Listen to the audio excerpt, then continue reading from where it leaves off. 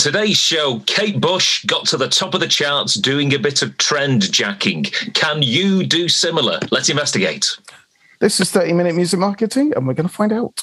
30-minute music marketing for musicians who want to get better at marketing their music. Hi, I'm Greg. Hello, I'm Sheldon, and this is 30-Minute Music Marketing, the show for independent artists and DIY musicians who want to get better at marketing their music. Apologies, my microphone is playing up this week, so I'm on a temporary microphone. If I don't sound as luxurious and delicious and rich as I normally do. Technological problems aside, are you well, Greg? I'm fine. I'm recovering from our rather busy weekend. Very busy weekend. We'll maybe talk about that later at the end of the episode. But otherwise, I'm good. Yes, we are going to talk initially about Kate Bush and her re-emergence into the UK charts. The top of the UK charts with her continued appearance, or her music at least, in Stranger Things. Mm-hmm. And that is sort of an example of trend jacking, which we have covered on the show before, but I thought it's worth covering again because maybe this time in this episode, we can actually get down and discuss more specifics as to execution and how our listeners and our viewers can actually go about trend jacking and maybe putting some more of their music next to things that are popular. What do you reckon, Greg? Well, I mean, yeah, trend jacking obviously has not done Kate Bush any harm. It's not done her any harm whatsoever. She loves a bit of trend jacking. So let's maybe learn from her and see if we can use it to boost our own music careers. So come on then, Sheldon. For those who might not know, what is trend jacking? A nice, succinct definition is a method of gaining exposure by putting yourself alongside something which is currently popular. So we use all that attention that's focused on something else to draw attention to ourselves and our music, and that aids discovery. That's the one thing us DIY independent artists need. We need our music to be discovered. So if something else has all this attention and people have their eyes and ears on that, if there's any way of putting ourselves in close proximity, maybe crowbarring ourselves into that attention window, then that's something that might be a benefit to us. And again, as we said at the top of the episode, Kate Bush, loads of young people have actually discovered the music of Kate Bush. Obviously, old soaks like ourselves, we've had Kate Bush coming out of our ears for decades. But that just goes to show you how, if something is popular, if you put your music potentially alongside it, then that's just a way of piggybacking on top of a popular trend to get your music discovered. So let's face it, Greg, new music is all about discovery. That could be a playlist, it could be a recommendation from a friend, it could be a blog, or it could be, in this day and age, an algorithm on some sort of music or video platform, or even just a stumble across where you just happen to. I mean, even, we were at a festival this weekend and, there's always the potential to stumble across your new favorite band. So if we ourselves as musicians can identify a trend which already has people's attention, place ourselves alongside that, then, there's a good chance of gaining some sort of exposure from it.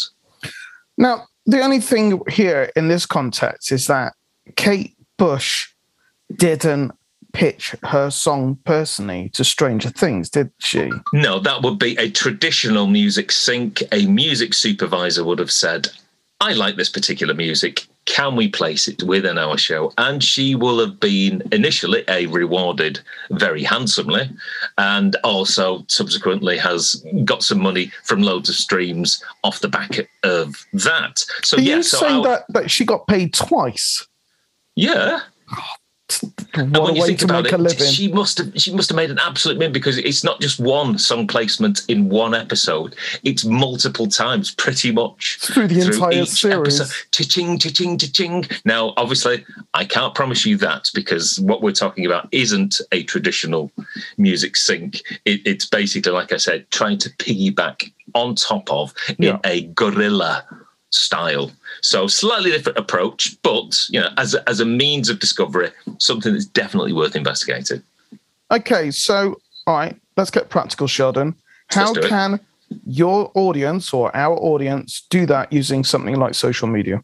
So let us use Twitter, for example. You open Twitter at any time and go to the trending tab. There are, in your specific country where you are based, an ever-changing list of 30 topics or hashtags that people are using most frequently or talking about the most on Twitter at any one time. So the idea then is to look at those hashtags, think about your existing music back catalogue, and then think, have you got anything which has any sort of connection, either legitimate or maybe potentially tenuous otherwise, that could fit in with those topics.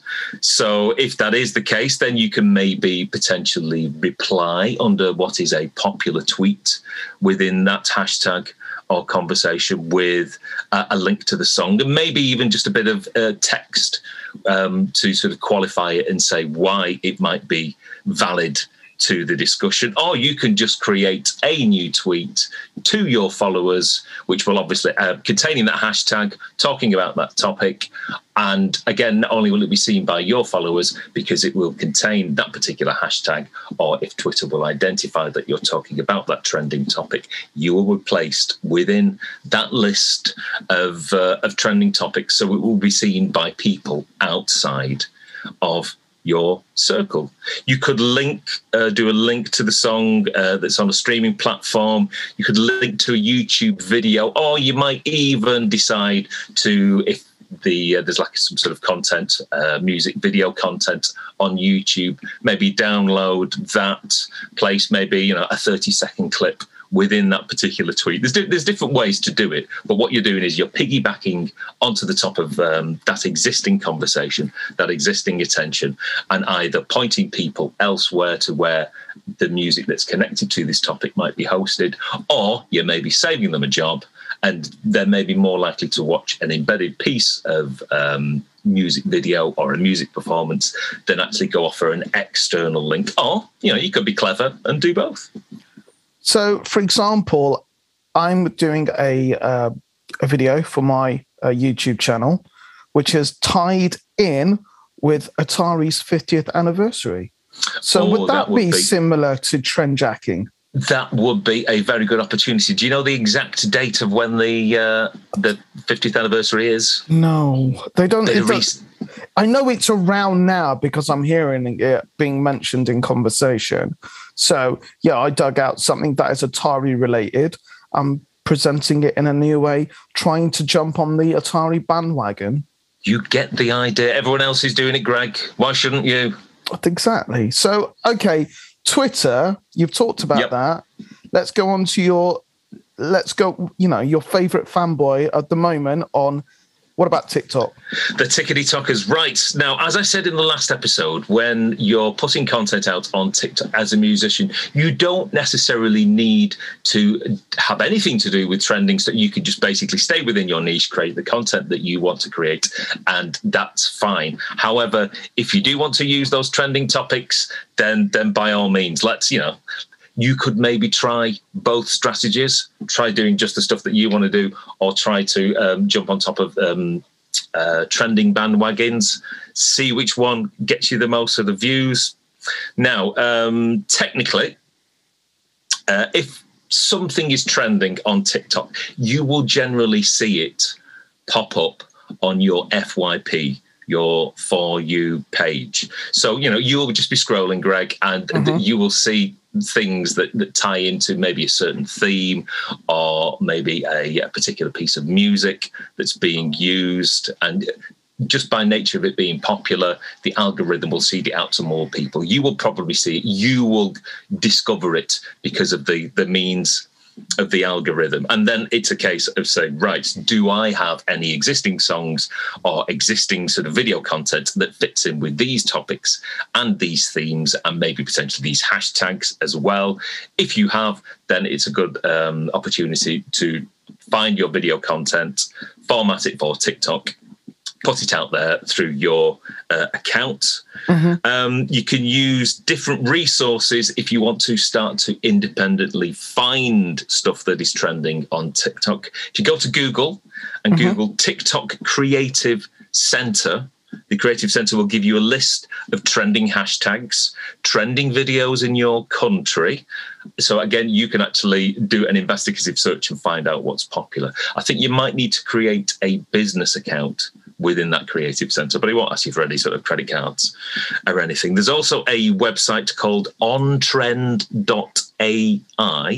right, which lists popular sounds on TikTok. So if you want to create videos using those popular sounds, once you find out what's maybe trending in your particular country or within a particular category. There are also individual creators on TikTok who are like sort of business consultants. And what they do is each and every day they will upload content which points out trending sounds for people to basically hop on and get on a trend nice and early and maybe ride the crest of a wave. So what we'll do is that within the show notes of this particular episode, we'll include some of those links so people can track them down for ourselves. And as I say, it's up to you. I have chosen so far to just use all my own content, but my most popular video on TikTok so far with 2 million views is a song which was at the time, I think, 4 years old. And the video was 4 years old, but it was about a trending topic in the UK at that time, which is the cost of living crisis. And because that song basically chimed and struck a chord and resonated with people, because that is just something which is it's very much at the forefront of people's minds. Resonates at the moment. It fitted in with the current news agenda. That's possibly the best way. And that's why it got me 2 million views and our biggest performing video so far, because it fitted in with the current news cycle. It was popular. It was trending. I had a piece of existing content to go with it. Bish, bash, bosh. All you did was reformat it in a 9:16 format. And stuck some captions over it. And 2 million views and tens of thousands of new followers later, bosh, there you go. Anytime you've got content which maybe, fits in with what is happening to people in wherever you are, then you've got a better chance of coming to people's attention. Okay, but ultimately, Sheldon, is trendjacking cheating? Shouldn't your music stand on its own merits? Well, the thing that you've got to... Because some people are going to go, I don't want to be a sellout, and I want, my music is amazing and people should like it for my music. Well, it would be fine if music was all you needed, Greg. As you know, we've encountered so many musicians who just want to make music, and really, they would they would like the music to form legs and to walk outside their abodes and to knock on people's doors and say, "Would you like to listen to a nice piece of music?" But unfortunately, there has to be some element of music discovery, and that normally involves some form of marketing, and anything that you can do to aid that discovery, it's got to be something that's worth a try. I mean, there are definitely two approaches here. Is that try to find out, what's popular, what's at the forefront of people's minds. I mean, I think we might have talked on the last episode, is that, you know, there are certain trends, if to use that particular word, that come round every year. You know, there's Christmas, there is summer, there is, you know, autumn, winter. There are various religious festivals from Christmas and, you know, all those sorts of things. And nobody would probably balk at doing a Christmas record. However, if Christmas is something that happens once a year and is something that everybody or most people agree with and get along with and, you know, want to be entertained by, then why not make a Christmas record? One of our, well, in fact, it's probably my band's biggest song. It's based around a particular day of the week, which is Friday. And unsurprisingly, if you go to the stats of that particular song on a weekly basis, it trends and it peaks every Friday as that song becomes more relevant to people's lives on that particular day. Haven't you done another song for another day of the week?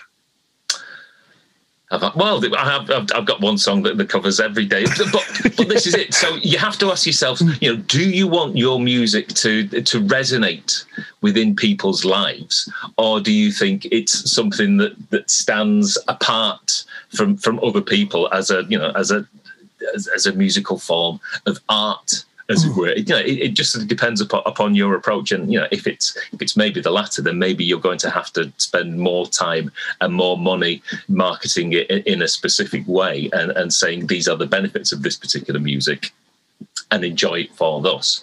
Or you can say, well, you know, these are the topics and themes that people really do want and feel within their everyday lives. And if you can create music that fits around, you know, people's everyday lives, then they will probably find it resonates more with them. You know, the example I always use is Adele. You know, she's only popular because she makes music that people can really identify with.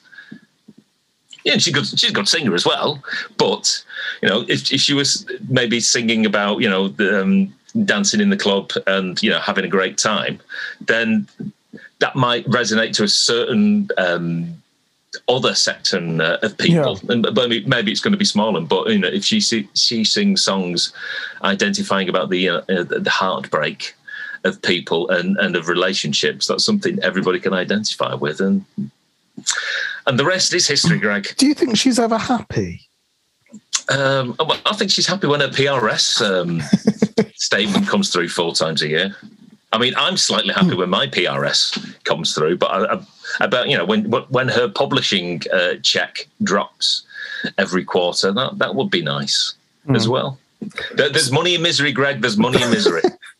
So there you go. That is Trendjacking. I wonder what your next Trendjacking what my content in terms of be. mine and my band, yes. Well, you know, again, identifying topics. It's just August as we do. But, you know, you could do an album. I mean, Holst did his Planet Suite. You know, maybe some of our listeners could think, right, well, if I do an EP for each of the seasons, you know, or I could do a 12-track album, one based around each of the 12 months of the year. The possibilities are endless. And who is it? Which band is it? Was it Blink 182? Who when September ends, I'm sure they always get a spike of at the end of September, as everybody tweets. Is it Green? Was it Green Day? Was it Blink 182? I don't know. I'm not sure. They show my musical ignorance. I thought you were going to talk about Earth, Wind and Fire in September, but I did mention Earth, Wind and Fire on stage on Sunday, but that's another tale. So, have any of our listeners had any success with Trendjacking? If you have, let us know in the comments. Contact us via whatever channel that you are watching or listening this podcast/videocast on, and we will maybe talk about you and your successes in a future video. And indeed, if there's anything you want to talk about, us to investigate on the show and provide our tips and advice therein, leave us a message, get in contact with us, and we will try and answer your music marketing conundrums. There you go. That is today's 30-minute music marketing. Thank you for watching and listening. Indeed, and we will see you next time. See you soon. Take care. Bye. Bye.